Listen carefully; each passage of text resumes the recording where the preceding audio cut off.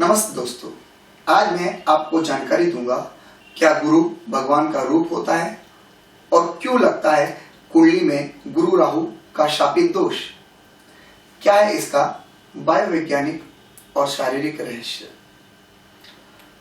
गुरुर् ब्रह्मा गुरुर्विष्णु गुरुर्देव महेश्वरा, इस श्लोक की रचना क्यों हुई थी तथा इसका मनोवैज्ञानिक और दार्शनिक रहस्य क्या था।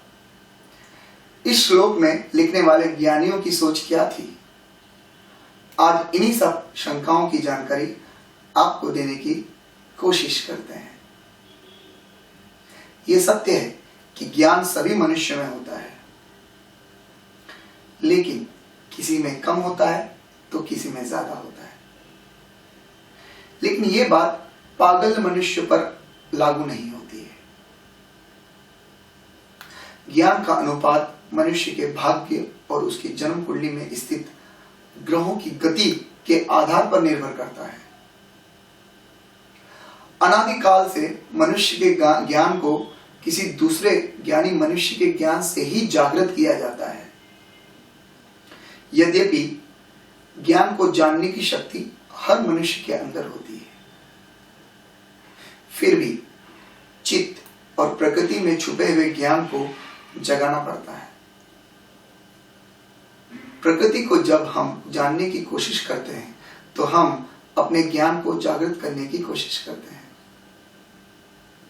इसलिए ज्ञान को जागृत करने के लिए हमेशा ज्ञानी गुरुओं की आवश्यकता इस सृष्टि में अनादिकाल से रही है।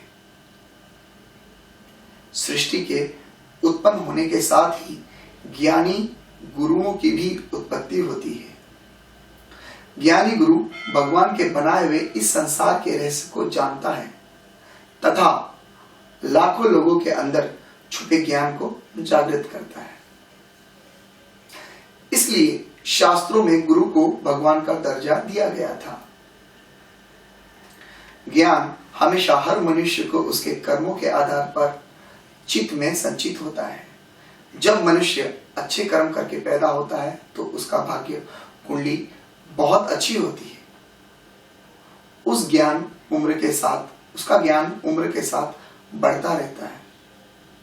कुछ मनुष्य का ज्ञान अच्छे ग्रहों की दशा के कारण बहुत जल्दी जागृत हो जाता है, जैसे श्री कृष्ण, बालक ध्रुव, बालक भक्त प्रहलाद और नचिकेता।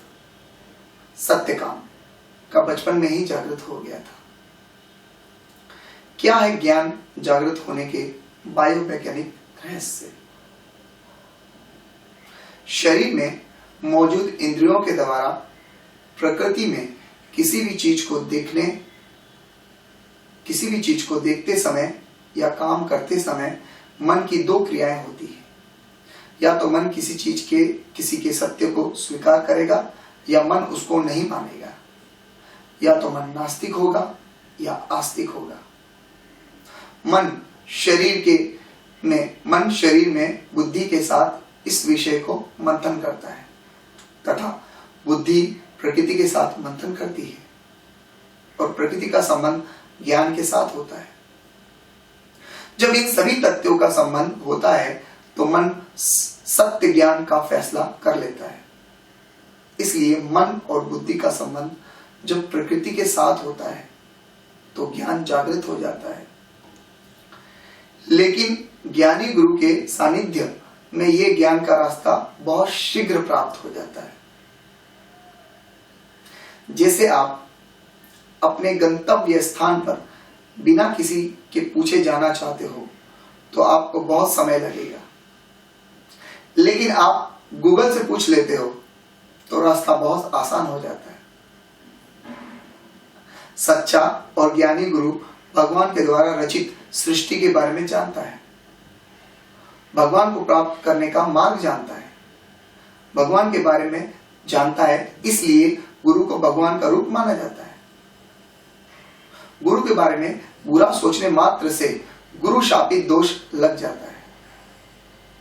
इसलिए जन्म पत्रिका में गुरु राहु के शापित दोष में पूर्व जन्म का गुरु का शाप लगा होता है।